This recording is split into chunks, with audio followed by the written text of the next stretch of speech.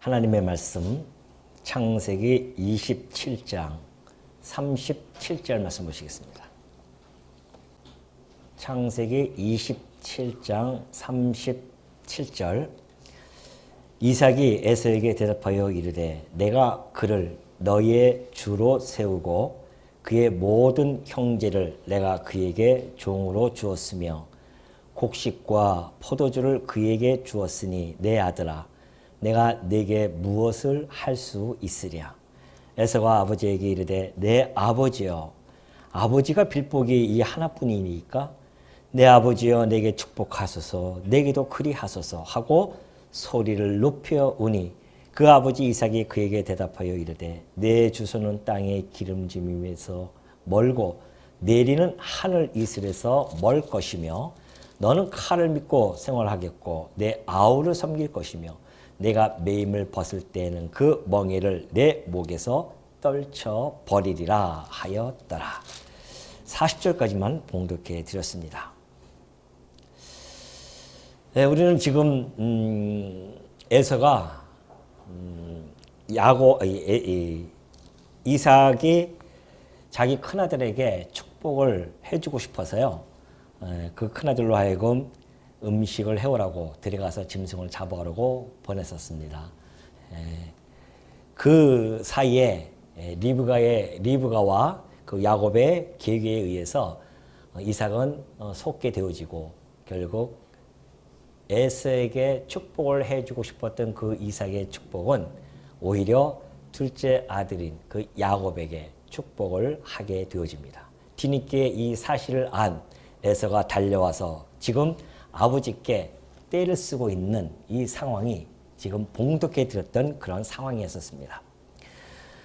정말 난감하죠. 이삭으로서는 분명히 자기가 에서인 줄 알고 큰아들 에서인 줄 알고 그렇게 마음껏 축복을 해줬음에도 불구하고 알고 보니 그의 동생인 야곱의 계획에 의해서 이 일이 틀어졌다는 사실을 이제 뒤늦게 알고 이삭은 크게 몸소리 떨면서 그런 상황에 지금 있는 것이죠.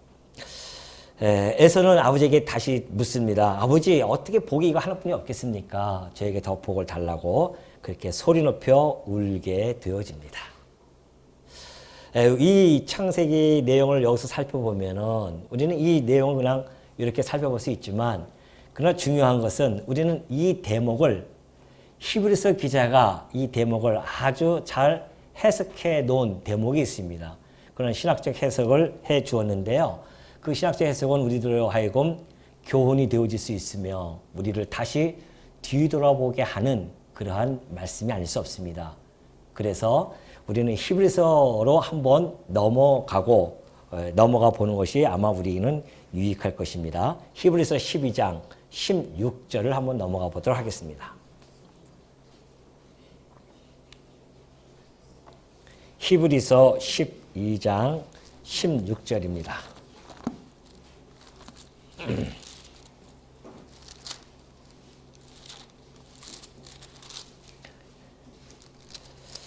(12장) 16절 보면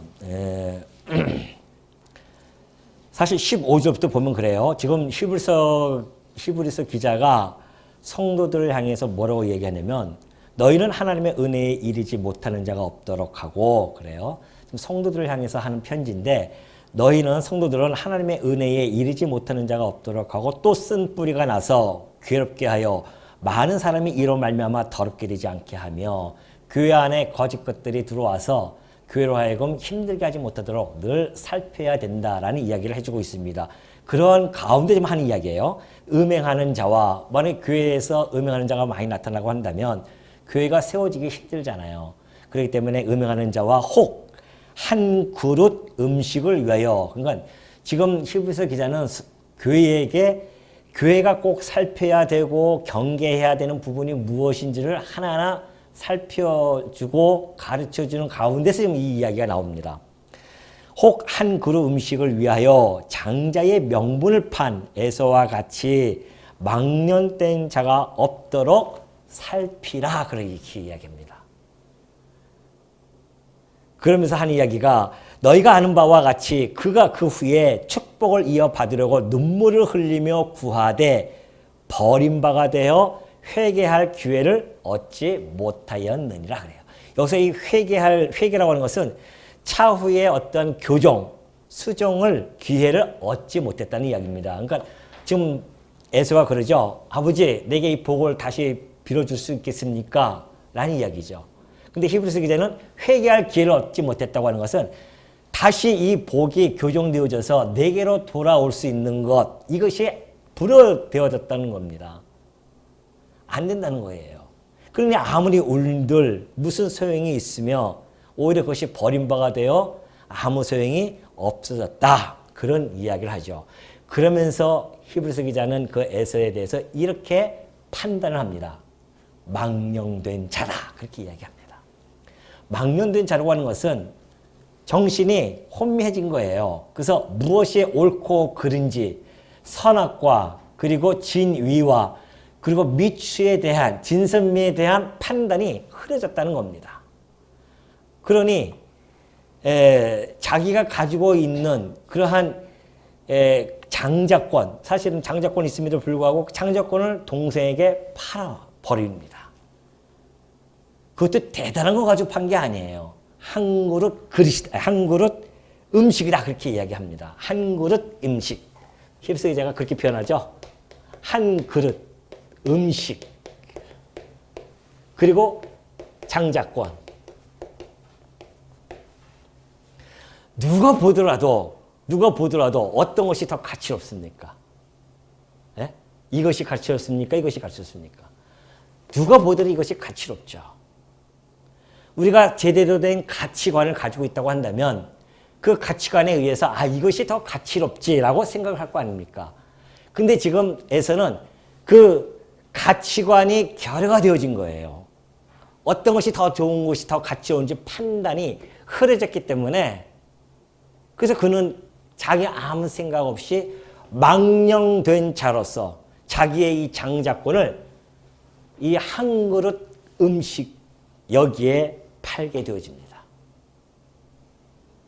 그러니 교회 내에서도 지금 히브리 기자는 그런 교훈을 해준 겁니다. 그러니 교회 내에서도 지금 가지고 있는 너희들의 그 상속권, 하나님으로부터 자녀가 되어져서 받았던 그 상속권이 얼마나 귀중한지를 모르고 이 땅에 보이는 이 세상의 것, 여기서는 한 그릇 그릇으로 그렇게 음식으로 표현이 되어졌지만 사실 이것은 대단한 힘을 발휘합니다. 세상에 보이는 것이거든요. 이건 보이지 않아요. 어떤 권세는 보이지 않습니다. 그러나 이것이 권한이 이제 행사될 때 이제 보이지만은 그러나 이게 단편적으로 봤을 때는 한 그릇 음식이 우리들에게 손이 더 간다는 것이죠. 교회 내에서도 이렇게 하나님이 주신 이 상속권의 귀중함을 놓쳐버리고 오로지 여기에 마음에 치심을 해서 이것에 나의 모든 삶을 던져버리는 그런 어리석은 자들 되지 않도록 그런 자들이 있는지 잘 살펴봐서 그런 자들이 있으면 어떻게 하나? 돌아올 수 있도록 그렇게 권면하라는 겁니다. 교회가 해야 할 일입니다. 그러니까 오늘 이렇게 제가 말씀드리는 것은 우리 교회에 해야 할 일이기 때문에 제가 좀 말씀을 드리는 겁니다. 살피는 겁니다. 지금 혹시 여기에 마음이 더 좋아가지고 이쪽에 마음이 쏠려서 이것을 소홀히 여기는 분은 없는지에 대한 이야기입니다. 우리가 가지고 있는 이 아름다운 장자권, 이 어마어마한 이 상속권. 우리가 살다 보면요, 이것을 소홀히 여기는 때가 참 많습니다. 요즘은 너무너무 바쁩니다. 살아가는데 바쁘고요. 뿐만이 아니라 세상에 자기가 먹고 사는 것에 애쓰는 사람, 애써가지고서는 미처 여기에 대한 그 행복감을 느끼지 못할 때가 참 많이 있습니다. 저도 들은 이야기입니다. 저도 들은 이야기인데 어느 교회에 부동산 투기를 아주 잘하는 집사가 있대요. 그 집사 이름이 성이 뭔지 아십니까? 복집사라고 합니다. 이 복집사가 교회 생활을 하는데 얼마나 이 부동산 투기를 해가지고선 돈을 많이 벌었나 봐요. 그러니까는 계속해서 다닙니다. 바쁩니다. 근데 그 주일 오후에 남전도에서 헌신 예배를 준비하는 과정이 있었습니다. 근데 공교롭게도 이 복집사가 맡은 순서가 성경을 봉독하는 그런 순서를 맡았대요. 그래가지고서는 그날도 오전에 예배 드리고 부리나게 그냥 이쪽 복덕방 저쪽 복덕방 다니면서 아파트를 보고 다녔었나 봐요. 그러다가 문득 자기 예배 순서가 기억난 겁니다. 보니까 시간이 얼마 안 남았어요. 불이 나게 교회당으로 갑니다. 교회로 막 가는 중에 있었어요. 저 끝에서 문을 막 열고 헐레벌떡 들어오는데 마침 사회보는 회장이 복집사님 나오셔서 성경 봉독을 하시겠습니다. 그 얘기가 나온 거예요. 본인은 얼마나 마음이 좋았겠습니까? 그러니까 숨도 못 몰아쉬고 막 뛰어나옵니다. 밖에 앞에 나와가지고 해 하면서 하나님의 말씀 로마서 7동 12호 보시겠습니다. 이렇게 했다는 거 아니에요. 물론 우스갯소리겠죠. 네? 하나님의 말씀 7장 12절 갖다가 방금 7동 12호를 보고 온 거예요. 그러니까 와가지고서는 7동 12호를 얘기한 겁니다. 그 복집사님, 그 복집사에 관한 이야기겠습니까? 우리는 안 그러겠습니까? 일주일 동안 내내 이거 여기에 우리의 마음 다 쏟고 살아갑니다. 이 소중한 것을 모르고 아까 얘기했던 그 오전에 얘기했던 그 혜택, 그 어마어마한 혜택을 누리지도 못하고 오로지 이 한 그릇 음식 때문에 에서가 그걸 팔아버리잖아요. 그러니 교회 내에서도 혹시 그러한 에서 같은 망령된 자, 자기가 가지고 있는 그 가치관이 판단이 결여돼 가지고서는 무엇이 선이고 악인지, 무엇이 미고 춘지, 무엇이 진이고 위인지 알지 못하고 오로지 이 보이는 것에 자기 마음을 쏠리면서 살아가는 자들이 있는지 살펴보라는 겁니다.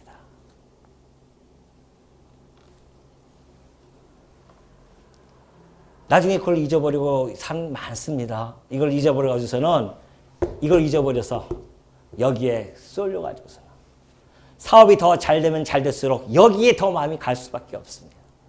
그러니까 사업 잘 되면은 오히려 아이고 하나님께서 멀리하게 하시나 보다라고 보면 틀림없습니다. 돈 잘 번다고 좋을 거 없습니다. 돈을 잘 번다고 하는 것은 사업이 잘 된다는 이야기고 사업이 잘 되면 뭐예요? 몸이 바쁘다는 이야기고 몸이 바쁘면 여기에 온 정신이 다 쏠리게 되어지고 주일날 한 번 나와서 이거 말씀 하나 듣는 것도 이제 귀찮아지고 힘들어지고 그런 경우가 얼마나 많이 있습니까? 그래서 결국은 이 저 장자권을 잊어버리는 그러한 에서로서의 삶을 살아가는 성도들이 많이 있음을 일찍이 히브리서 기자는 간파하고 이 말씀을 기록한 겁니다. 그러니 교회 내에서는 이것을 살펴야 된다. 하나님의 그 주신 은혜를 잊어버린 자들이 혹시 있을까? 너희들은 살펴야 된다. 여러분 우리 바울은요. 하나님이 주신 이 사명에 대한 얼마나 소중함을 그가 마음속에 간직하고 있었으면 주께로부터 내가 받은 이 사명을 위하여 내 이 생명조차도 내가 아낌없이 조금도 아낌하지 않겠노라. 그렇게 자기의 신앙적 고백을 했었습니다. 우리에게 주신 그 사명이 얼마나 귀한 것이냐면 자기의 생명조차도 아끼지 아니할 정도의 그 귀한 영원한 기업에 대한 생명을 우리가 받은 자들입니다. 그 사명을 받은 자들이에요. 근데 그까지 이 한 그릇 음식 때문에 우리가 여기에 모든 걸 다 잊어버린다? 아니 이것을 소홀히 여긴다고 하는 것은 그 말 뜻은 아닙니다. 주객이 전도되어지면 안 된다는 이야기입니다. 이것이 우리의 본질이지 이게 본질이 아니라는 것이죠.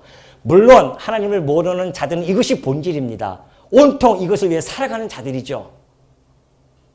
재물을 섬기면서 살아가는 자들이니까. 그럼 우리는 이 두 가지를 같이 겸하며 살아가는 자들이 아닙니다. 성도는 두 개를 함께 겸하여 섬길 수 없습니다. 이거면 이거, 저거면 저거죠. 이것을 위한 하나의 수단이고 방식이고 방법입니다. 이게 본질이에요. 근데 우리 이걸 놓친단 말이죠. 그리고 이것이 본질인 줄 알고 여기에 우리의 생을 다 다하는 그러한 성도들이 너무도 많이 보여진다는 것을 이미 알고 이 말씀을 우리들에게 읽을 수 있도록 주셨고 우리들에게 전해준 것이 아니겠나. 그래서 우리가 살펴봐야 된다는 겁니다. 우리의 삶을 한번 살펴보는 거죠.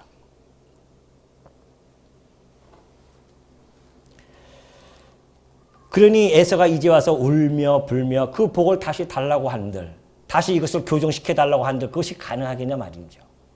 안 된다는 겁니다. 그 아버지 이삭이 그에게 대답하여 이르되 내 주소는 땅의 기름짐에서 멀고 내리는 하늘 이슬에서 멀 것이며. 이게 축복인지 저주인지 아리까리한 그런 내용으로 지금 이삭은 전해주고 있습니다. 하늘에서 땅의 기름짐에서 멀다고 해요. 아까 지난번에는 야곱은 하늘에서 기름짐이 가까워가지고서는 하늘의 이슬과 땅의 기름짐이 풍성하다고 얘기했는데 여기서는 땅의 기름짐에서 멀고요. 내리는 하늘 이슬에서 멀 것이다. 그러니 다시 말해서 너는 풍요로움과는 거리가 먼 삶. 다시 말해서 네가 차지할 땅은 야곱이 차지할 땅은 적과 꿀이 흐르는 가나안 땅이지만 네가 차지할 땅은 그런 땅이 아니다. 하늘에서 이슬이 멀고 땅에서 기름짐이 멀면 척박한 땅 아니겠어요? 그 땅을 지금부터 보여드릴게요. 어디예요? 여기 있습니다. 보십시오. 이들의 땅. 에돔 민족들이 살았던 땅입니다. 이것이. 이곳에 살았어요. 여기가 이 에돔의 성읍 이름이 페트라라고 합니다. 페트라. 셀라라고도 하고 페트라라고도 하는데 그 뜻은 험한 바위라는 뜻입니다. 험한 바위. 그리고 벼랑 이런 뜻을 가지고 있습니다. 근데 정말 사실은 에서는 그 가나안 땅에 살고 있었어요. 야곱이 이제 가서 돌아오죠. 돌아와서 같이 에서하고 같이 살게 되어지는데 그러면 이 둘이서 너무나 풍족하게 있으니까 재산이 있으니까 서로 부딪힙니다. 또 과거에 누구예요? 이삭과 그리고 롯이 부딪혔듯이 같이 부딪힌 거예요. 그러면 누가 보더라도 누가 떠나야 됩니까? 지금 에서는 그곳에서 계속 엄마 아버지 살면서 재산도 물려받고 살아갔던 자였었습니다. 야곱은 이미 떨어져서 20년 만에 돌아왔어요. 그러면 거기서 만약에 어떤 일이 부딪힌다고 하면은 그 가나안 땅을 떠나야 된다고 하면 누가 떠나야 됩니까? 누가 보더라도 상식적으로 야곱이 떠나야 되잖아요. 근데 안 그랬어요. 야곱이 아니라 오히려 누가 떠나냐면은 이제 36장, 창세기 36장의 내용인데요. 누가 떠나냐면 그의 동생 야곱을 떠나요. 누가? 에서가 자기가 모은 모든 재물을 이끌고 가나안 땅에서 그의 동생 야곱을 떠나 다른 곳으로 갑니다. 근데 그 다른 곳이 어디냐면요. 곧 에돔. 에돔이 세일산에 거주하니라 하게. 세일산이에요. 세일산. 이 세일산에 그가 거주하게 되어집니다. 하나님께서요 나중에 신명기에 보니까 그래요. 너희들은 이스라엘 민족 보고 너희들은 절대 이 땅 뺏으려고 하지 마라. 왜? 이 땅을 내가 에서에게 주었노라. 그런 이야기예요. 에서에게 기업으로 줬어요. 그럼 지금 이삭을 통하여 그 약속한 그 축복의 내용이 하나님께서 이삭을 통하여서 주어진 땅이라는 겁니다. 이 땅이에요, 이게. 이 땅에서 사는데 뿐만이 아니라 너는 칼을 믿고 생활하겠고 그렇게 이야기합니다. 칼을 믿고 생활하는데요. 여러분, 근데 놀랍게도 이 땅이요. 철과 구리의 생산입니다. 그니 그들의 철기 산업이 발달될 거 아닙니까? 근데 문제는 여기서 먹고 살 수가 없어요. 농사를 지을 수가 있습니까? 뭘 할 수 있겠어요? 그래서 그들은 칼을 의지하면서 살아가게 되어지는데 이 길이 어떤 길인지 아십니까?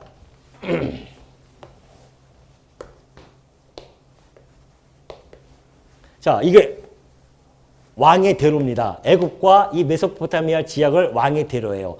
이 왕의 대로 이쪽 지역이 바로 이게 에돔의 지역입니다. 에돔 지역이에요. 그러니 모든 사람들이 무역상들이 다 일로 지나가는데 어디로 지나가나? 이 길을 지나가야 돼요. 이 길이 겨우 한 2, 3m 정도 됩니다. 좁은 길은. 그리고 지나가는 길에 이런 협곡이 1km가 넘습니다. 한 1.35km 정도 돼요. 근데 이들은 어디서 사냐면은 저 바위 틈에 삽니다. 위에서 살아요. 그러니 이 지역을 완전히 장악해가지고서는 이 무역상들이 지나가면 내가 너희들을 갖다, 우리가 너희들 도와줄게. 혹시 산적을 만날 수 있으니까 우리가 호위해줄게. 그러면서 호위해주면서 통행수를 받고 그런 것이죠. 그래서 나중에요, 이스라엘 민족들이 올 때, 여기서 애굽에서 탈출하지 않습니까? 가데스 바네아에 갔죠? 여기서 이쪽 길로 지나가려고 갑니다. 에돔 왕이 나타나요. 여기서 딱 가로막습니다. 너희들 이쪽 길을 못 가. 그러니까, 아이고, 우리가 가면서 물도 안 먹고, 혹시 물을 먹는다 할 때도 우리가 물값을 다 드릴 테고, 뭐 어떤 거 하나도 건들지 않고 우리가 여기만 지나가면 좋겠습니다. 라고 청을 합니다. 에돔 왕이 무슨 소리냐? 못 간다.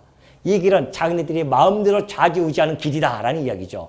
그래서 칼을 들고 나옵니다. 못 지나가게 해요.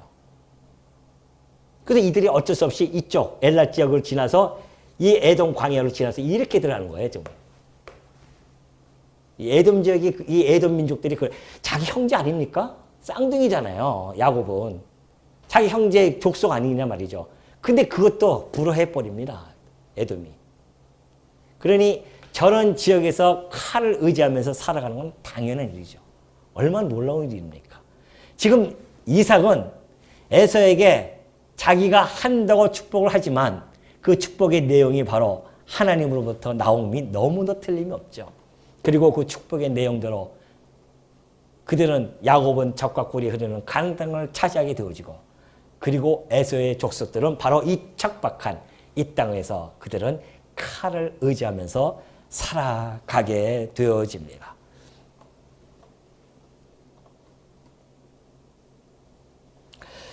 자, 그러면서 이제 또 나오죠. 내 아우를 섬길 것이며, 네 아우를 섬길 것이다. 그거는 지난번에도 야곱을 통해서 네 형제의 주가 될 것이야 라고 했듯이, 그래서 결국은 이 다윗이 나타나지 않습니까? 다윗이 나타나서 그가 주가 되어져서 에돔 족속이 18,000명이나 되는 많은 민족들이, 족속들이 다윗에 의해서 죽임을 당하고요. 결국 다윗 밑에 들어가서 그에게 조공을 바치며 그를 섬기는 그런 일들이 역사적인 일로 우리들에게 증명이 되어집니다. 그리고 나서 또 그 멍에를 내 목에서 떨쳐버리라. 근데 거기서 그대로 그냥 종으로만 사는 것이 아니라 멍에를 떨쳐버려요. 배반을 한단 말입니다. 그래가지고서는 아하스 왕 때 또는 여호람 왕 때, 이때도 배반을 해가지고서는 풀려납니다. 사실 멍에를 풀려나요. 그리고 나중에 바벨론에 이스라엘 민족, 유대인들이 끌려갈 때는요, 그들이 같이 함께 힘을 합해서 아주 신나합니다. 자기 형제 아닙니까? 야곱 족속이 자기의 쌍둥이 형제임에도 불구하고 바벨론에게 침략당한 걸 보고 너무너무 고소해하고 신나서 노래 부릅니다. 그리고 얼마나 그들은 오만한지 몰라요. 왜 오만하면 아까 얘기했듯이 저 꼭대기 위에서 굴마다 파가지고서는 석회암도 이 안에 있기 때문에 굴을 파기 쉬워요. 거기서 다 머물면서 살아갑니다. 그러니까 바위 틈에서 살면서 얼마나 기고만장합니까? 이웃 나라에서 이를 점령하려고 해도 사실 점령하기가 쉽지가 않죠. 지나가면 그냥 위에서 돌 던져버리면 끝나버리니까. 그래서 그들은 나름대로의 강한 민족으로서 살아가게 되어지고 나라를 형성해서 살았는데, 다윗이 이들을 갖다가 에돔 지역에 가가지고서는 18,000명 죽이고 했다고 하는 것은 하나님의 능력이 아니고서는 안 되는 일이었습니다. 에돔을 점령하는 나라가 별로 없었어요. 거의. 다윗 외에는. 그토록 에돔들이 기고만장하고 교만하고 오만하게 살아가던 자였었습니다. 그래서 나중에 오바다 선지자를 통해 하나님께서 그들에게 예언을 한 겁니다. 너희 바위 틈에 산다고 너희들이 오만 방자하는 너희들, 그런 이야기를 하는 거죠. 뿐만이 아니라 너희들이, 내가 하나님께서 오바다 선지자를 통해서 그런 이야기를 하게 되어지는데, 너희들이 바위 틈에 거하며 높은 곳에 사는 자여. 오바다 선지자가 에돔을 향해서 그렇게 예언을 하는 내용이, 너희들이 바위 틈에 거하며 또한 높은 곳에 산다고 하는데 네가 중심에 이르기를 누가 능히 나를 끌어내리겠느냐. 이들이 그렇게 교만하게 살았습니다. 누가 우리를 끌어내리겠느냐. 이 꼭대기에서. 그렇게 살아던 그런 자들에게 하나님이 그렇게 예언을 합니다. 너희 중심이 교만이 너를 속였도다. 그래서 내가 독수리처럼 높이 오르며 네가 별 사이에 깃들을지라도 내가 거기서 꼭 끌어낼 것이다. 누가? 여호와의 말씀이니라. 그렇게 이야기하죠. 정말 그의 말씀대로 이들은 에돔 족속은요 다 망해버리죠. 결국 에돔 족속 다 망하지 않습니까? 그게 오바댜 선지자가 한 장을 통해서 에돔 족속이 망할 것을 다 너희들의 네 형제가 그 고통을 당할 때 너는 그렇게 좋다고 웃고 있지 아니하였느냐. 내가 사랑하는 그 야곱을 고통을 당할 때 너 미워하는 에서 너희들이 그럴 수가 있느냐? 그러면서 하나님께서 결국은 에돔 족속에서 지구상에 없어졌어요. 에돔 족속이.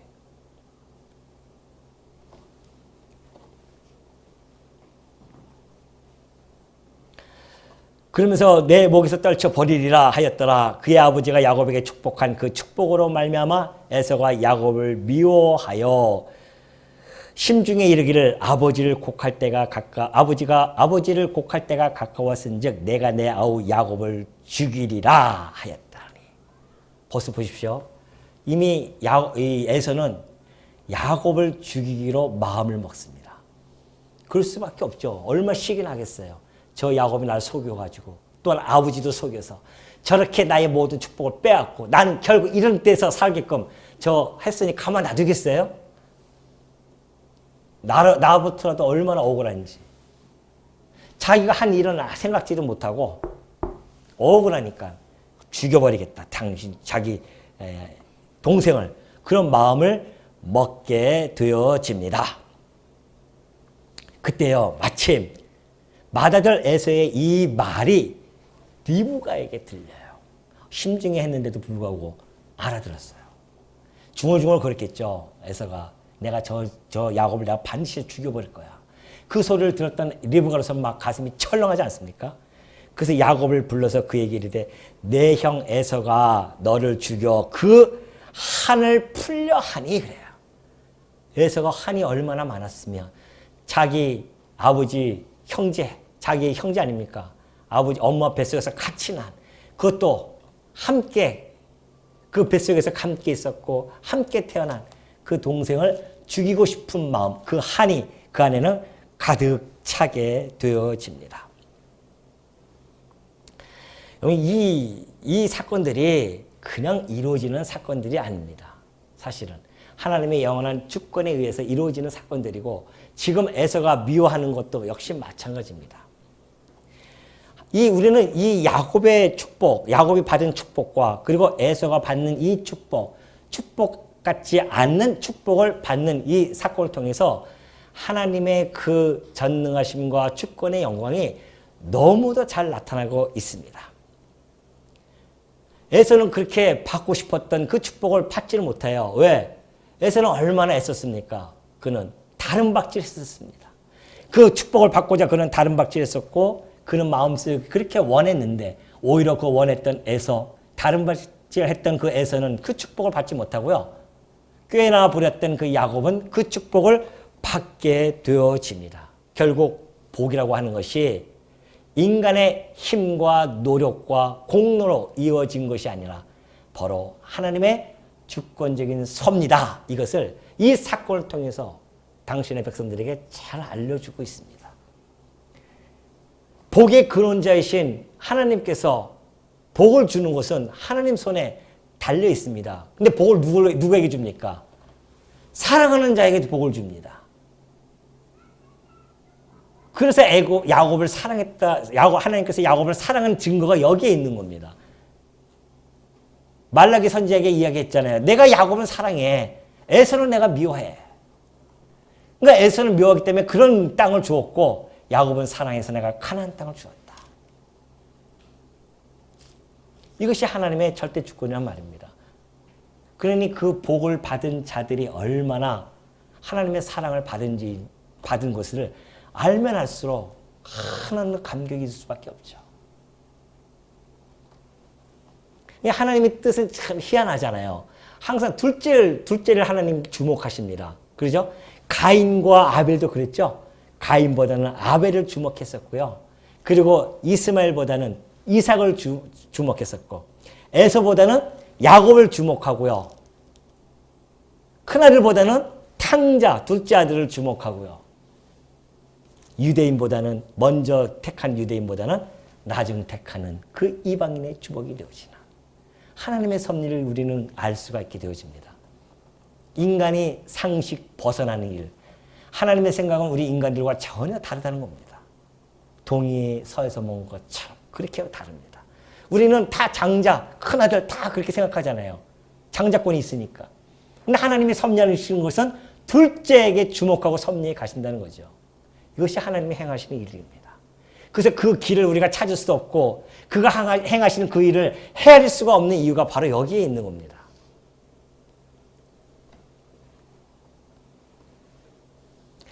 그러면서 그 하늘 풀려고 하는 그 이야기를 듣고 피할 길을 드디어 리브가가 보여주죠. 내 아들아 내 말을 따라 일어나 하란으로 가서 내 오라비 라반에게로 피신하여 내 형의 노가 풀리기까지 몇 날 동안 그와 함께 거주하라. 내 형의 분노가 풀려 네가 자기에게 행한 것을 잊어버리거든 내가 곧 사람을 보내어 너를 거기서 불러오리라. 어찌 하루에 너희 둘을 잊으랴. 리브가를 통해서 지금 리브가는 그렇게 자기가 아들을 듣고 마침 들었잖아요. 그래서 피할 길을 열어주지만 그러나 이 모든 일들이 사실은 하나님의 절대 주권에 의해서 이루어진다는 사실을 우리는 캐치할 수가 있는 거죠. 아, 그렇구나. 하나님께서 야곱을 갖다가 그 에서의 손에서 피하게 해줍니다. 그리고 그 갔던 그곳에서 드디어 하나님은 12 아들을 낳고 돌아오는 역사가 벌어지죠. 생육 번성이 그 형, 육신에 속한 그 에서의 핍박을 피해서 간 곳이 하나님의 역사가 이루어지는, 하나님의 약속이 이루어지는 현장이라는 것입니다. 그곳이. 그러니 야곱이 육신에 속한 에서의 핍박을 피해서, 야곱은 영적인 사람 아닙니까 지금? 하나님의 약속을 받은 자이기 때문에 영적인 사람이에요. 그래서 그걸 이 애굽에게 피해가지고서는 가가지고서는 당신의 자손들, 당신 자식 12명을 낳는단 말이죠. 마치 이스라엘 백성들이 애굽 땅에 들어가서 그 핍박 가운데, 그 어려운 가운데 생육 번성할 것에 대한 예시적인 그러한 사건이 아닐 수가 없습니다. 미리 보여주는 사건이었어요. 그걸 보면 그 원리를, 하나님의 이 통치 원리를 보면 우리가 어느 정도 알 수가 있는 거죠. 아, 하나님의 영적인 자손들이 생육 번성되어지는 것은 그냥 편안하게 되어지는 것이 아니라 반드시 육적인 자들에 의해 뭐에? 육적인 자들의 시기와 질투와 미움과 그들이 주는 핍박 속에서 이것은 이루어지는 사건이었구나. 이것을 이미 창세기 때부터 하나님께서 보여주시는 것입니다. 아니면 달라요? 유대인들이 들고 일어납니다. 큰아들 아닙니까? 원래 먼저 택했는데 하나님께서. 그런데 이방인들이 구원받는 것을 시기해가지고서 쫓아다니면서 죽이려고 달려듭니다. 핍박을 합니다. 핍박을 당한 곳 그 성도들이 흩어집니다. 흩어져가지고 가면은 가는 곳곳마다 생육, 번성이 일어나요. 핍박이 있는 곳에는 흩어지고 흩어진 곳에서는 생육 번성이 이루어지고 그대로 이루어지지 않습니까? 이 남한 땅에도 여러분 이 교회가 세워진 것은 평양에 전쟁이 나서 평양에 핍박이 들어옵니다. 그러니까 평양에 있는 성도들이 다 남한에 내려온 거예요. 피해가지고서는. 그래서 와서 제일 먼저 한 것이 뭡니까? 교회를 세운 거예요. 그래서 그 오래된 교회들이 다 이북에서 넘어온 교회가 얼마나 많이 있습니까? 큰 교회들이 많이 있잖아요. 뭐 영락교회도 그렇고 뭐. 그래서 가는 곳곳마다 핍박을 피해서 온 이 남한 땅이 오히려 생육 번성의 꽃을 피워서 이렇게 수많은 사람들이 하나님의 자녀로 불림을 받으면서 지금 우리는 살아가고 있단 말입니다.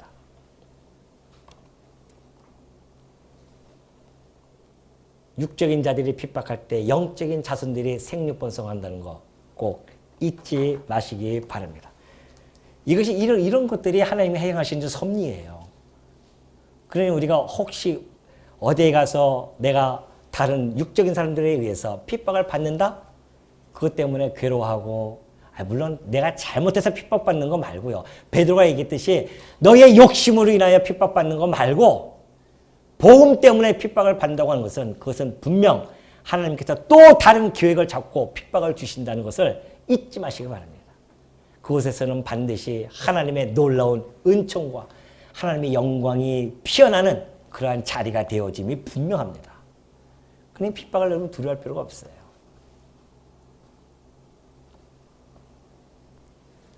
하나님께서 피할 길도 주시고 그곳에서 당신의 약속도 이루어지게 해 주시고요.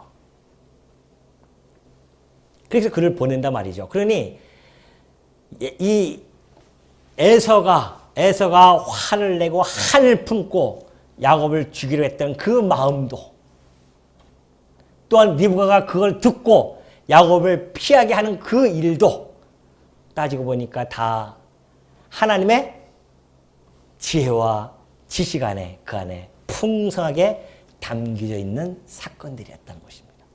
이것을 바라보는 시각, 이것을 우리는 우리 지혜는 알 수 없지만 하나님을 알고 성령이 내주에 계시는 성도들에게는 하나님이 주시는 그 지혜로 말미암아 우리도 한눈으로 하나님이 행하시는 이 지혜와 지식을 선명하게 보여지게 되어지고 깨달을 수 있게 되어지는 거죠.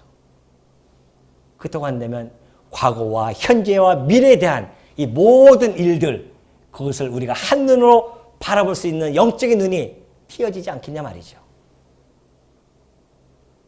그런 자들에게 무슨 한숨과 걱정과 근심을 마음속에 도사릴 이유가 아무것도 없죠.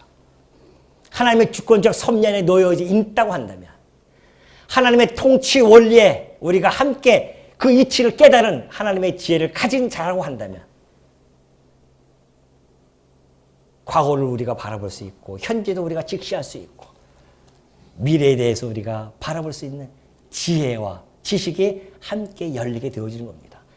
그것이 바로 하나님의 백성, 곧 성도들이 취해야 할 이 말씀을 통하여 깨닫는 바 하나님의 백성답게 살아가는 방법이 이 안에 그래서 충분하게 담겨져 있고요. 우리는 이 말씀을 통해서 다시 한번 마음속에 가다듬고, 오늘 다른 거 생각할 필요 없습니다. 이거 하나만, 내가 어떤 것이 더 가치로운지를 마음속에 간직하고 살아가는 주의 종도 되어졌으면 하는 바람으로 말씀을 전해드렸습니다. 기도하겠습니다.